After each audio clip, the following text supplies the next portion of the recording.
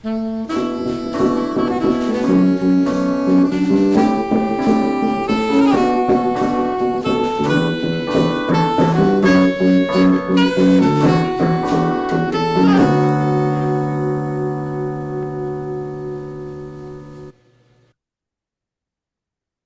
hello, hello, and welcome back to another episode of Nothing Zilch Nada. We're your host, Xavier Dean. Jacob Great.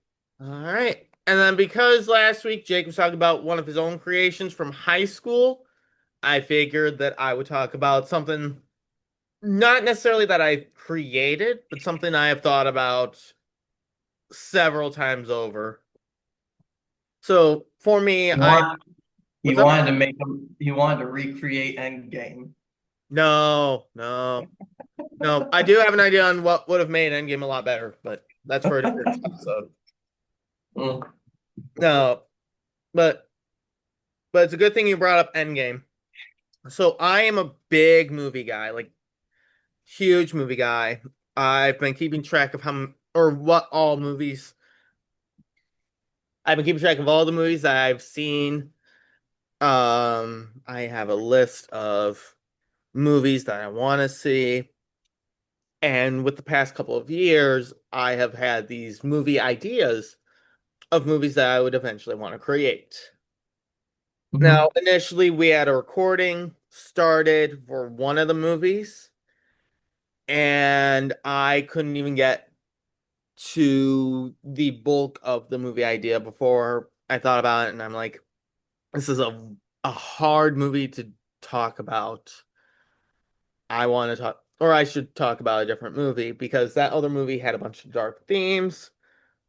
So instead, what I'm going to do is I'm going to talk about the most recent movie that I have, or the most recent movie idea I have thought about. This one also has darker themes, but it has, I have a better way to describe it, if that makes sense. Mhm. All right. So the movie, I I haven't come up with a title yet, but for now we're going to call it Deathbed. The reason we're calling it that is because the general premise of the film is based off of these two songs by this musical artist named I want to say he's called Powfu, Powfu. Mm. So this artist, what's that? Never heard of him. Never heard of him. So this artist, back in 2020, he released a song called Deathbed, Coffee for the Head. It was popular on TikTok, and I think I know we probably aren't allowed to play the song, but if you look it up, again, it's called Deathbed, Coffee for the Head. Mhm. Look it up, listen to the song for a bit. I guarantee you will recognize the song. It was one of the biggest songs of 2020. So he made that song, which is where the first half of the movie comes in. And then he made a part two to that song that's literally just called Deathbed Part Two, that the second half of the movie would be based around. So I'm kind of taking part one and part two, smashing them together. Mm. I would go and explain what these songs, or you know what? I will. I will explain what the first song's about, and then explain that first half of the movie that that song is based off of, and then I will explain second part and second half. So Mhm. the first deathbed song, "Call for the Head," is about this guy who finds out that he has a terminal illness and he doesn't want to die. Meanwhile, the love of his life, who he had just married, is trying to comfort him, telling him to rest, to relax, basically being a shoulder for him.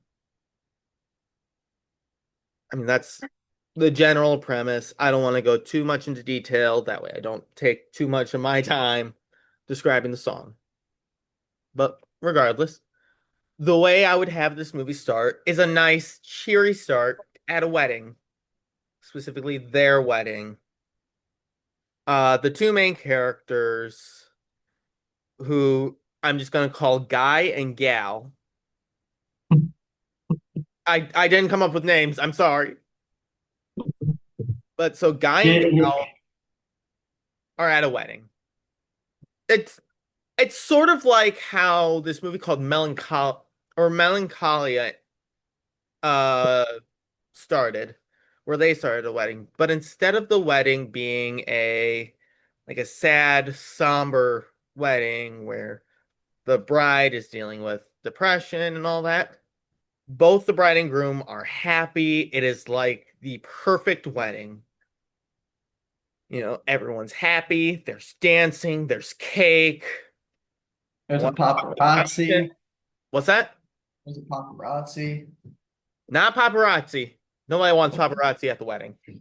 Like I said, there's a chocolate fountain. Everyone's happy. Everyone's excited. And I want this to be a good, heartfelt opening that will get people to want to root for the two main characters. Well, the two main characters and Guy's best man. Well, I'm just gonna call him Best because again, I didn't come up with names. He's gonna come up later. I want to bring that up. But so, movie starts off with a wedding. Everything's great. Guy and Gal then go to the honeymoon. And on this honeymoon, Guy's health starts declining. It's not like a sudden drop, but it's like he's starting to cough a little bit. Everyone's asking if he is okay. There might be a little bit of blood getting coughed up on his mouth. But like I said, this is the honeymoon. And as this is going on, he's saying everything's going to be fine. And the last day of the honeymoon, he passes out in the open without any warning. This is where at the hospital they find out that Guy has a terminal illness. I don't know what illness it would be, but he has an illness. And they're expecting him not to live to the end of the year. And so the rest of that first half of the movie is Guy and Gal. They're trying their hardest to see if there's any treatments, see if there's a way for Guy to be healed. If there's a way for his illness to be reversed. And as the movie progresses, at this point, Guy's health starts depleting more and more. His cough gets a little deeper. It he has harder times getting up, getting out of bed. Everything starts to take a decline. And Guy's sitting here like, I don't want to do this. I don't want to, or like, I don't want to do anything to push myself because I don't want to die. Meanwhile, Gal's sitting here like, you're not going to die. She's there comforting. Like I said, I want that first half of the movie focusing on their relationship, on her saying, you're going to be fine. Everything's going to be okay. Even if she doesn't always believe it, she wants that to be said. And Best, the best man, Best is there every so often, helping as well. You know, Because that's what a best man does. Yeah, exactly. That is what a best man does. So remember that, Jake. I will be there for you. I will be there for you. Vice versa. But anyway, at about the halfway mark, it seems like Guy's health has improved. He seems a little more energetic, and he's no longer in that headspace of, I don't want to die. And at this point in time, he finds out, or he and Gal find out that Gal is pregnant, which sort of transfers into, like, this is sort of where it would transfer from part one to part two, but it doesn't fully transfer yet. This is like that in between. Hmm. So he seems to be a little better, and he finds out that she's pregnant. So he, Best, and Gal decide to go out for a celebration, and they spend a whole day together. There are a couple times where Guy has to sit down, take a couple breaths, but no one's overly worried because his health has improved. Everything has improved. And then they get back home. Gal goes to bed. Guy sort of wakes up and he goes.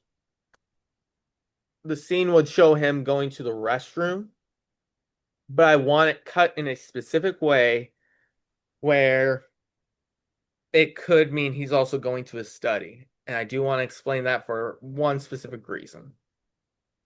So he heads to the restroom, comes back into the bedroom, and right as he gets into the doorway, he then passes out. It wakes Gal up, and then there is about a minute and a half of panic in the film where it shows Gal driving to the hospital, calling the hospital saying, "Help, my husband has passed out. I don't think he's breathing." He is taken to the ER. And I want this sort of symbolic scene where the door closes and Gal's on the one end of the door, like you can fully see her, and you can see the reflection of Guy, but that reflection of Guy isn't living. Because this is where, at the halfway point in the movie, Guy unfortunately passes away and succumbs to his disease. This is my Up moment. You know how at the beginning of Up, where you have Carl and Ellie, and you think everything's gonna be nice and happy, and then all of a sudden Ellie passes away, and now you feel horrible for the rest of the film. This is kind of Yeah. the feeling I want to try to get with this side. Yeah. The difference, though, is that there is that feeling of devastation, but Hmm. I will, and I'm coming from someone that really absolutely loves that movie. I don't think you feel that through most of the movie just because there are much more lighter scenes. I'm not saying that the Sure. whole movie had to be devastating, Right. because, the beginning of that movie was very heartfelt and powerful. So, Hmm. um, Which again is where I wanted that first half of the movie to be. Because again, the first half is based off of the song where the guy's alive and he's saying how he doesn't want to die. And again, stay he, alive, stay alive, stay alive, stay uh, alive. yep. But so once that door closes, that's when part two kicks in. So Deathbed Part Two, the song, is about, it's pretty much, it's almost sung like a letter to the singer's lover, the one who was strong during the time where he was sort of decreasing, and there to comfort her. At that point, she ends up going down into more of a downward spiral because the love of her life and the father of her unborn child has passed away. I'm not going to go too far into detail with the song because that does spoil how the movie's going to end. But with how the movie goes, from that point, it's sort of this. It focuses more on Gal struggling to continue on after Guy's passing. No, not to say that anything bad's gonna happen to Gal. I'm gonna bring that out there. Gal's gonna live to the end of the film, but you see her, you see her in such a way where that strong, that calm, the gentle shoulder, the warm hand, you see all that go away, and now she feels nothing. She doesn't want to get up. She doesn't want to go and do things. You know, you see as she's progressing, getting closer and closer to motherhood and getting further and further from her love and this entire battle that's going on. And this is where the best man, this is where he starts coming in more and more during the film. He comes, takes care of Gal. And whenever Gal asks, Bess is like, well, your husband was my best friend. I was his best man. As a best man, we have to take care of our our friend. It's on the side contract, Yes, yes, it is. contractual Right. obligation for life. It is right underneath the best man has to do anything overly embarrassing that the groom says he has to do. So Jake, I was gonna say something, but all right. Jake, Well, you need to wear a Superman Speedo. Specifically over the suit. oh, You have to go full Superman with this. well, I mean, okay. All right. Cool. You don't actually have to do that. Well, I But don't have a Superman onesie anyways. not yet. Just wait.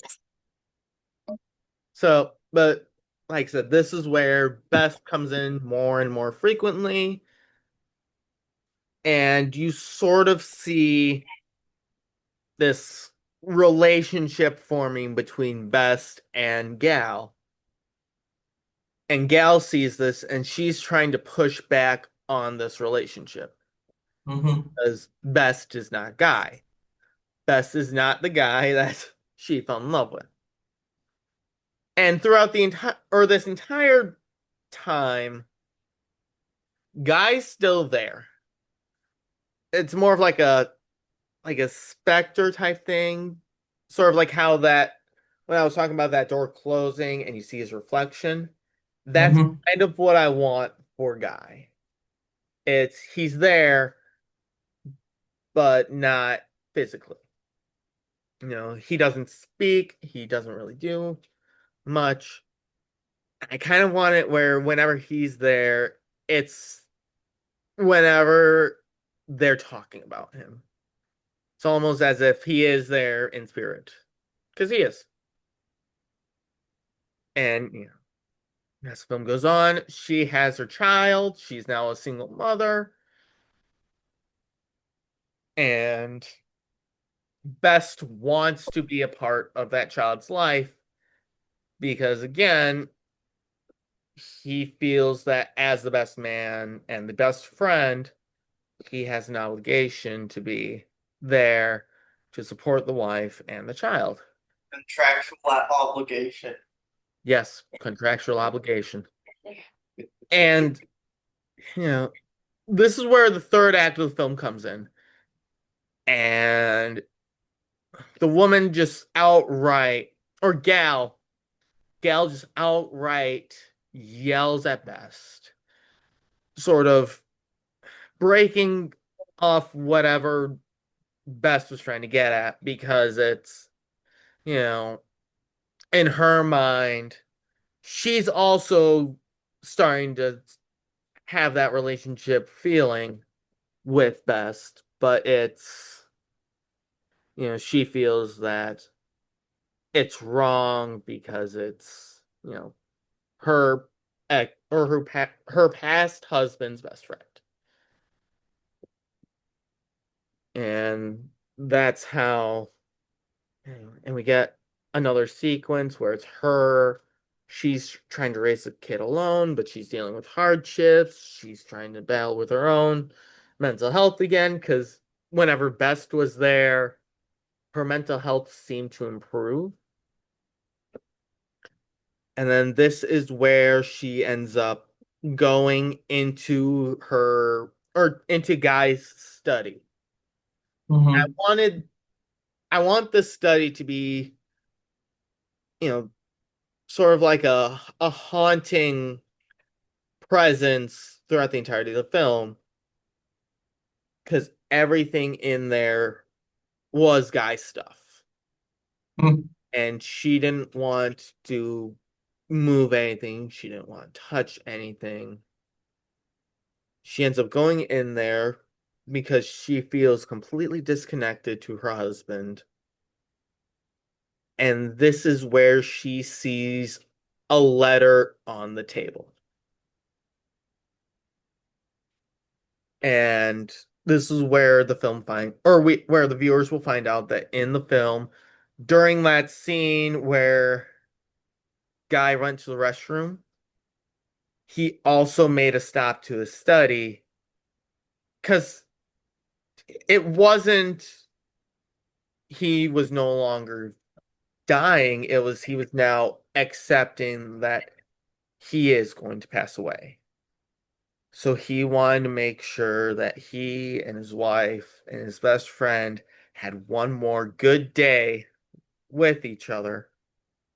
And he wanted to make sure to leave two letters, one letter for Best, one letter for his wife. And Best got his letter.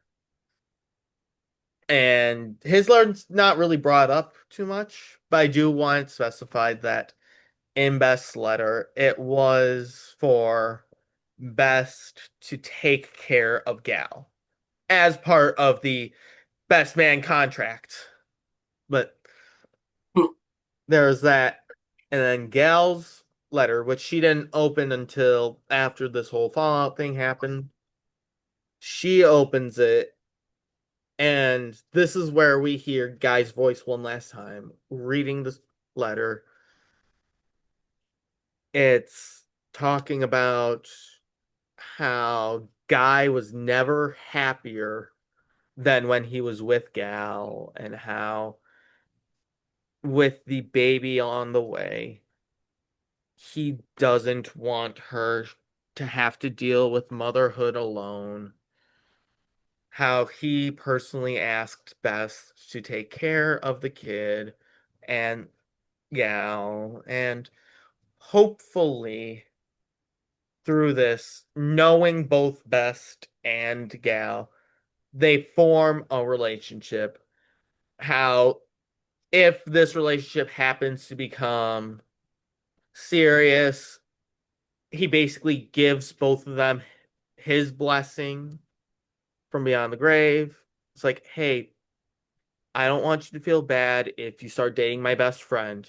I passed away. Jake, this does not give you permission to date Becca when I pass away. Noted. I mean, we don't have a contractual obligation Mm-mm. yet. Nope. No, we don't.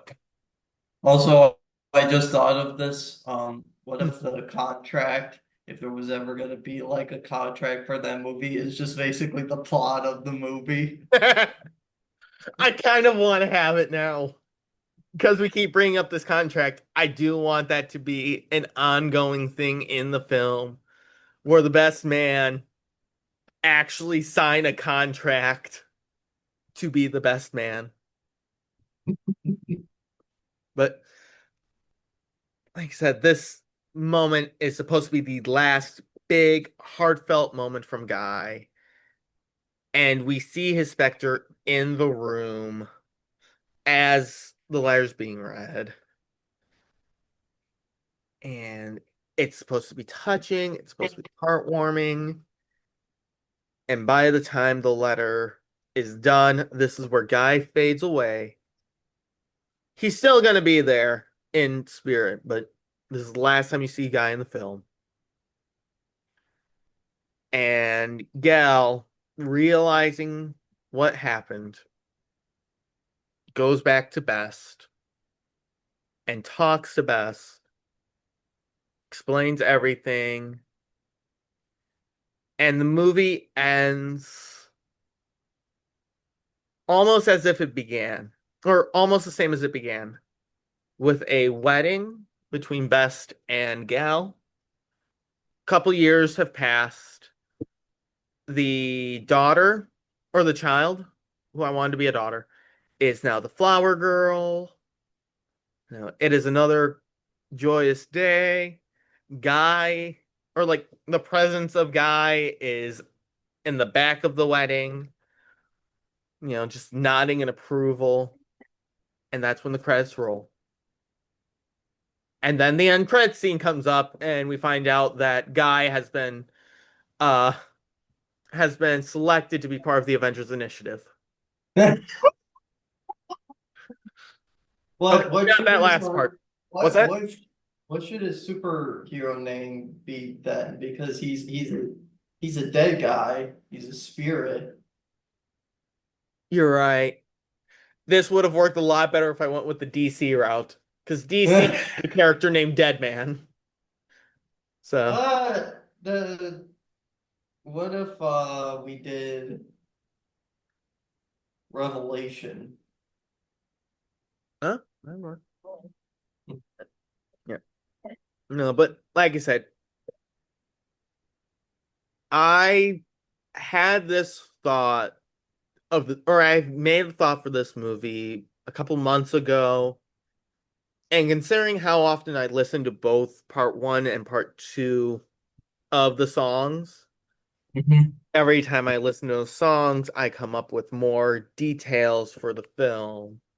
I come Yeah. up with more ideas of how the film should go, and you know, it's I'm not saying I'm gonna make it, but out of all of my movie ideas that I've thought of, if I were to make a film, this would be the film I would want to make. I Because would watch it. Jake would watch it. So if any movie executives are watching this right now, at any point, please let me know if you would want this film to be made.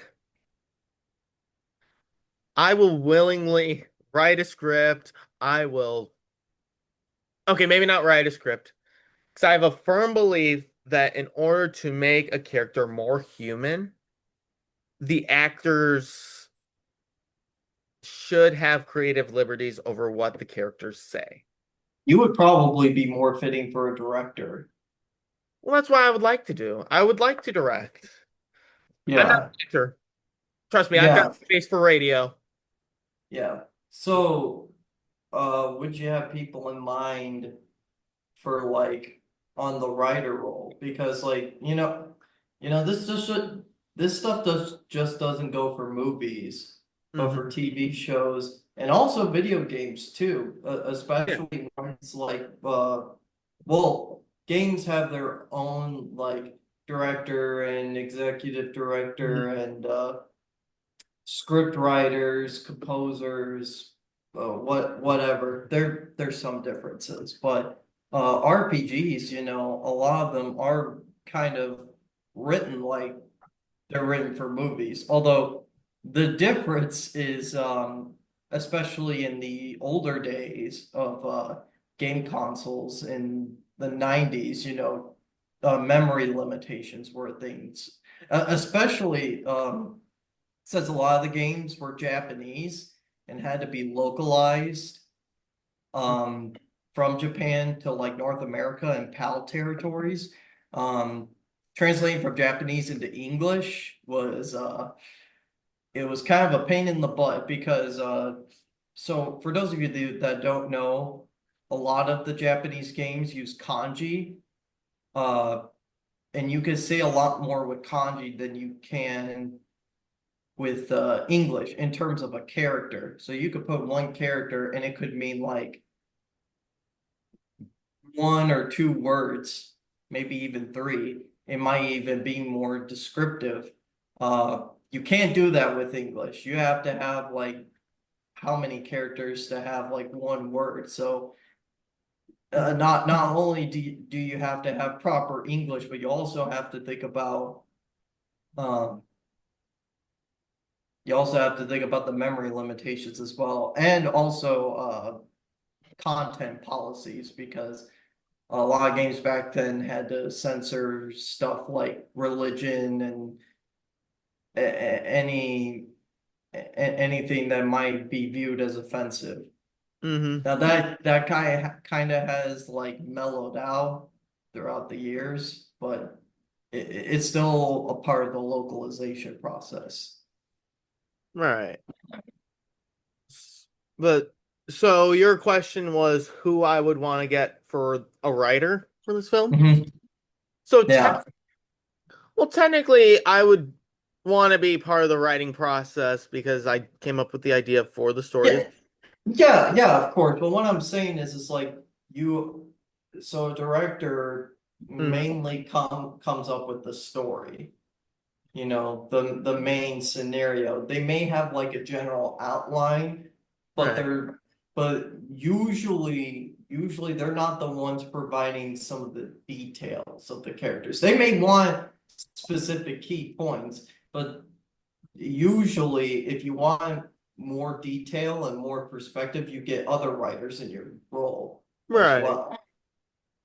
So for this, I would like, and I kind of hopped onto IMDb to cheat a little bit. Uh, I would like two other writers for this, if possible. One of them, I would like the original creator of the song, Fu.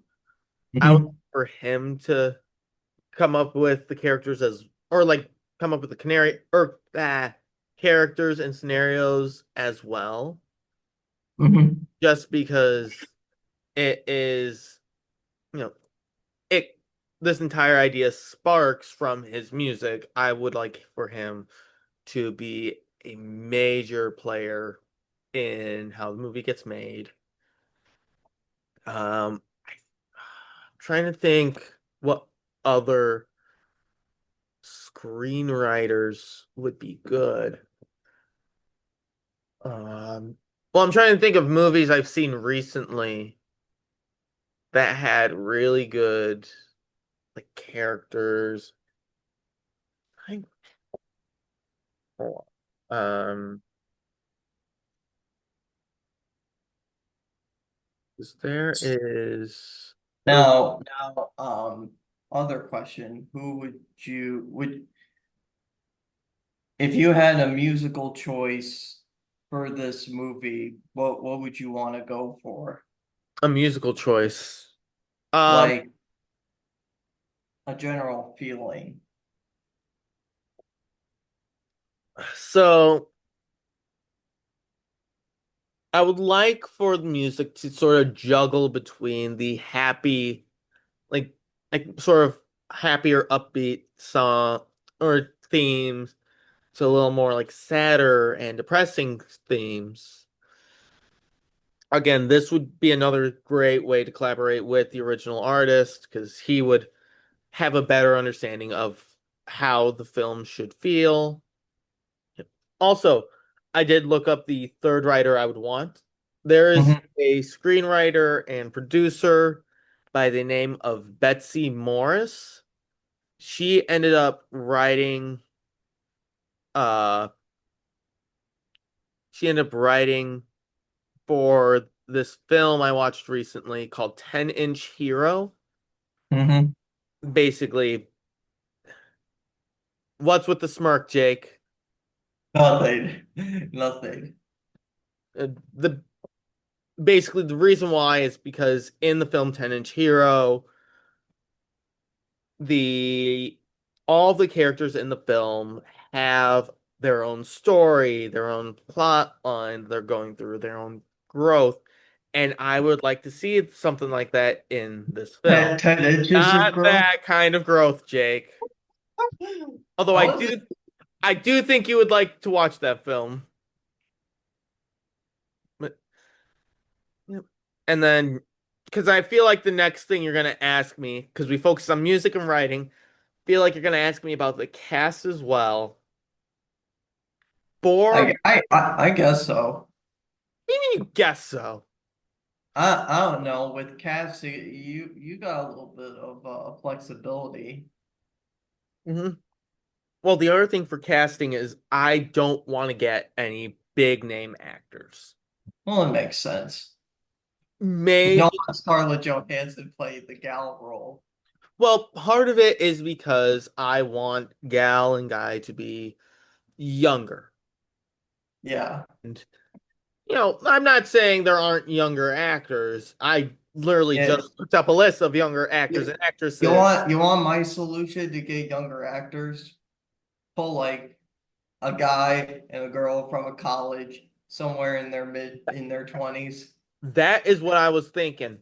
I was thinking trying to have it where it's instead of it being these, like big actors and actresses, household names, I want to try to give uh You could make it a secret abduction plan for college to just be like, hey, I'm not mhm, here to do anything with y'all, but I would like you to play this movie with me. right. But I want to give this to like new actors. Try to Yeah. because I feel like if you give it to big actors, people are gonna want to watch the movie less for the contents of the movie and more for who's in the movie. Mhm. Like as much as I'd like to get Willem Dafoe as a doctor, I I feel like that is the only reason why certain people are gonna want to watch the film. But with that, and with how time is, that is going to be all for today. Again, any movie executives who are watching this feel like this is a great idea, please let us Mhm. know in the comments. I would like to make this if possible. I don't have the money to do it. I'm just, GoFundMe is an option. what's that? GoFundMe is an option. That is an option. But I also need people and all the other things. Movies are expensive. Maybe that'll be a conversation for another episode. But with that, we're going to wrap up this episode. So I'm Mr. Xavier Dean. And I'm Jacob Green. We're going to wish you a wonderful night and a wonderful week. We'll see you next week for when Jake has his own topic.